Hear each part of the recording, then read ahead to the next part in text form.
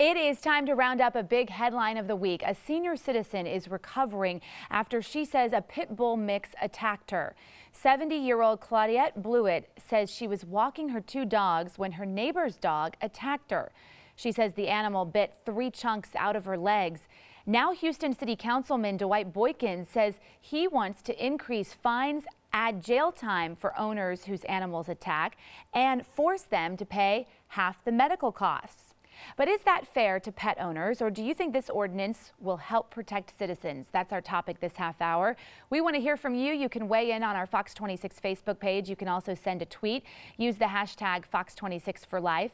Joining us live in the newsroom is our panel led by our senior legal analyst, Chris Tritico, our news analyst, Mustafa Tamiz, and public policy analyst, Jackie Bally. Good morning, guys. Good morning. So the city councilman wants to increase the fine to $1,000, possibly up to 10 days in jail.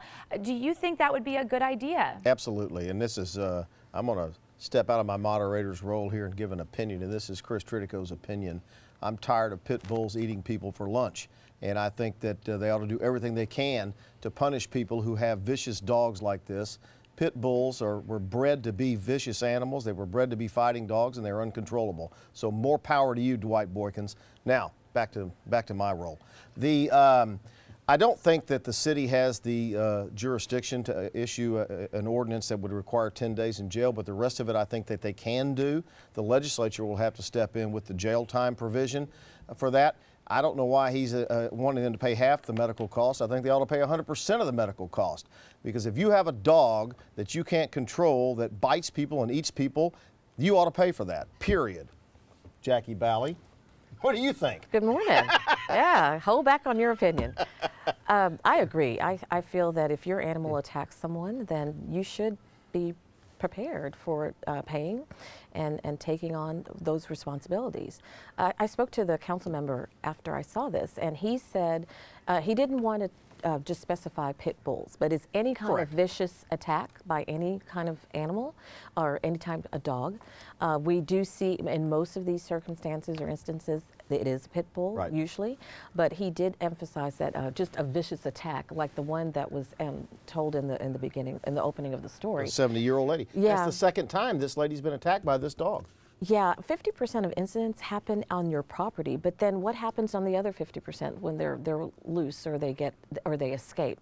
So I applaud the council member.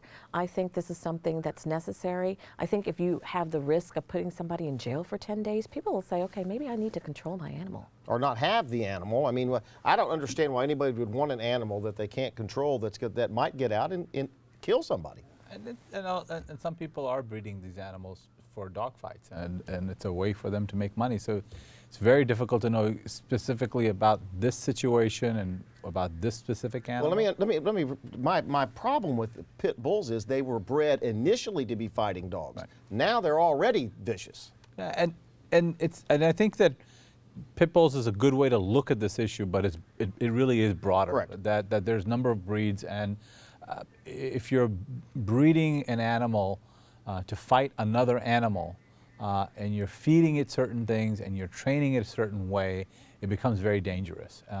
So there is an industry like that exists in Houston, and we've seen it a number of times. Then there's a lot of wannabes, people that aren't having their dogs fight, but they like to have a dog that looks like that fights and pretend to know something about training and feed a dog a certain way to do this stuff. So we're seeing that a lot. That's in District D, Dwight Boykins' district, and I applaud him for doing this. But there's also another issue on top of this, that there's a lot of loose dogs in District I on the east end and other parts. That's been a continuing problem for Houston. And the city hasn't funded that well enough, and I don't know if they can fund it well enough to get the thousands and thousands of dogs that are running loose. It's 1.2 million. 1.2 million. 1.2 million dogs. Yes. Barrio is a nonprofit organization. That's a fourth of the city's population. I know. And Barrio, actually, that's their mission, is to go into the areas and try to get the stray dogs that are out there. And unfortunately, you find it in a lot of lower income and a lot of minority neighborhoods. But 1.2 million is the stat that they're saying, stray dogs that we have out there roaming around.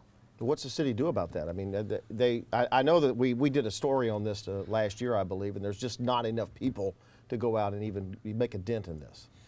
You have to have a surge in this.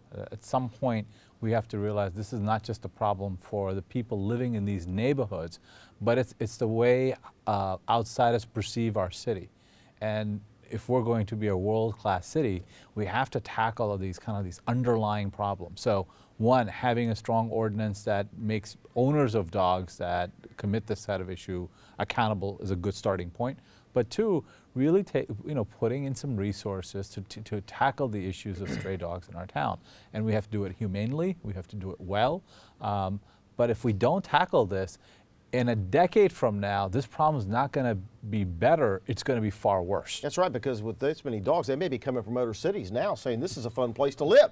Let me go to Sally. She's monitoring our social media. Okay, we are getting a lot of comments this morning about this one. Want to thank Dana, too, for weighing in as we go and look at her comment. She says, I say it depends on the circumstance. Any dog can bite and cause an injury. If this is just for known vicious dogs, dogs, who have bitten in the past, then I agree with the fine increase. But she also says she doesn't agree with vicious breed laws, and she says to label all of a breed as vicious is just as bad as labeling humans, and she thinks it might be a little extreme, 10 days in jail, and that somebody might lose their job over this. Well, Dana, let me make sure you understand correctly that that's exactly what this ordinance requires, is that you have to have the dog, if you're bitten, you have to file the complaint, have the dog declared as vicious, then they can move forward on the ordinance. They don't just go around and say you have a pit bull, therefore you have a vicious dog. It doesn't work that way. Final thoughts, we're almost out of time. I'm glad Dwight Boykins is talking about this. I know that Councilman Gallegos on District I has been talking about stray dogs, but we like to go have them do something about it. I applaud Councilmember Boykins. He's seen this happen, these attacks happen to his constituents. He's actively getting involved. He's creating this ordinance for a reason, and unfortunately, you have too many instances like this. So thank you, Councilmember Boykins. That's very good.